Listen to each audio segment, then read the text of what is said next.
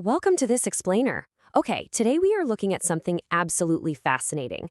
We're going to explore how a simple, seemingly quiet short story about a village girl learning to make pottery actually holds the key to understanding a massive geopolitical identity crisis.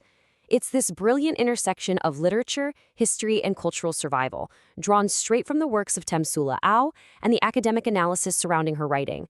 I'm really excited for this one, so let's just dive right in. So here's our roadmap for today. First, we'll meet the secret pot maker. Second, we'll explore the tension, tradition, and triumph of learning the craft.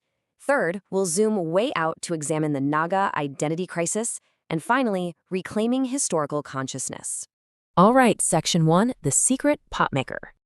Our explainer begins with a really intimate tale of a young indigenous girl named Centilla. Now, Centilla has this burning, almost irresistible passion to shape clay. She wants to be a master potter, just like the women in her family before her. But standing fiercely in her way is her own mother, Ernla. You see, there's a stark contrast between what the mother wants and what the daughter is basically called to do. Ernla is pushing her daughter toward weaving. And why? Well, because weaving is done indoors, it's clean, and most importantly, it brings a pretty handsome economic return. Pottery, on the other hand, it's grueling, it's dirty, it requires traveling to a distant riverbank, and honestly, it yields only a meager pittance for months of intensive labor. And this brings us to a visceral quote from Arnala herself. She says, "I shall not teach her pot making, as it has brought no joy to me, and only a pittance for my troubles." So the crucial takeaway here is that Arnala's opposition doesn't come from some hatred of art or a desire to crush her daughter's dreams. Not at all. It comes from a place of deep, protective, practical parental love. She's lived the physical toll of this craft, and she just wants to spare her daughter that lifelong pain and ensure she's financially safe. But here's where the whole thing takes a really fascinating turn, because the community actually steps in.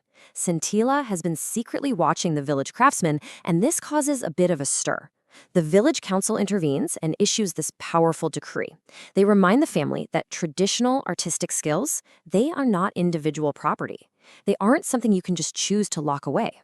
Masters are socially obligated to pass down these skills across generations, because these crafts are literally what preserve the community's history and collective identity. We're talking about a collectivist society here, so community interests will always precede individual aspirations. Moving on to Section 2, Tension, Tradition, and Triumph. So, yielding to that immense social pressure, Arnla finally agrees to teach her daughter. But look at the dynamic that unfolds here. On one hand, we have Centilla, who is passionate but an extremely anxious student. Then we have Arnla, the protective, weary master, who is only teaching because she's bound by duty, which results in a very passive, detached teaching style. And because of this friction, Centilla hits a massive creative block. Enter Onula, an insightful, generous widow at the girls' dormitory. Onula becomes the crucial catalyst in all this.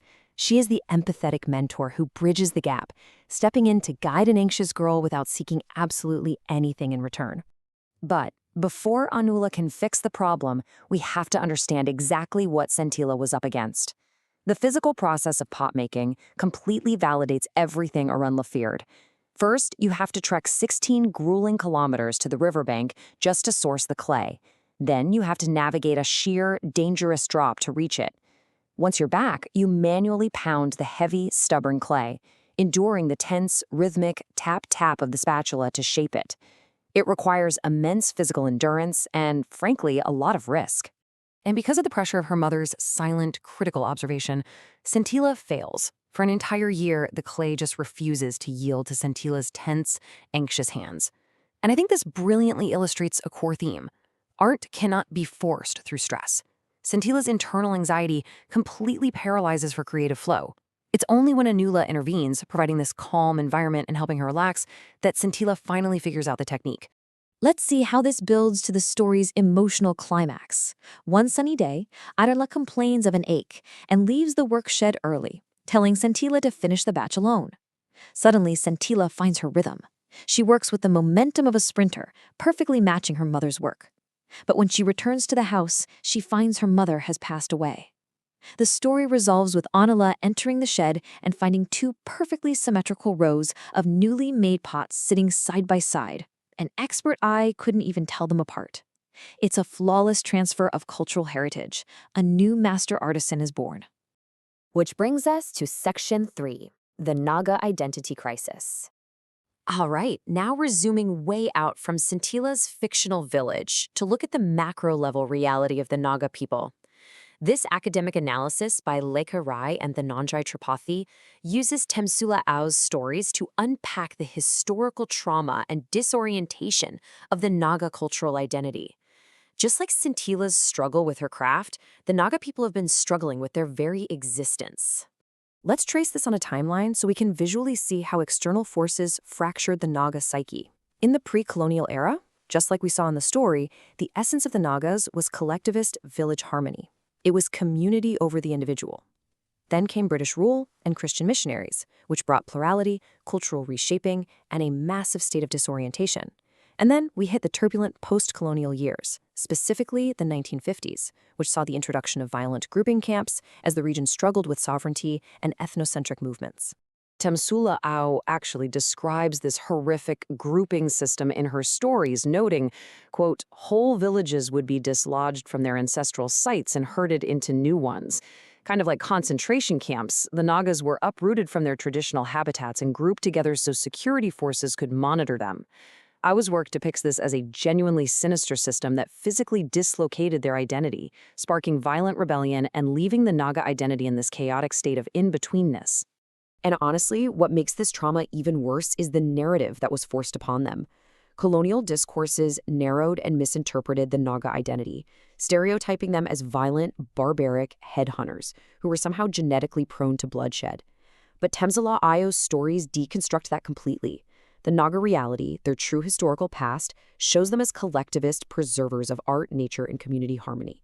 Their basic interest was always the family, the clan, the village, and the preservation of their deeply humane values. And finally, Section 4, Reclaiming Historical Consciousness. So how in the world do a people heal from something like this? Well, the academic analysis points to Temsula Au's ultimate thesis. The redemption of the Naga people lies in this one concept: historical consciousness. By definition, it is a transgenerational mental orientation to time. It's an awareness of the past that allows a community to make sense of the present and construct expectations for the future. It's basically the psychological key to reviving their lost glory. Au believes that salvation doesn't come from modern individualism or violent rebellion. No, it comes from remembering who they truly were before the disruption. And this is exactly where the macro geopolitical crisis perfectly mirrors the micro story of Scintilla the potmaker. Think about it. Scintilla's struggle to preserve pottery is the exact blueprint for the Naga people preserving their historical consciousness.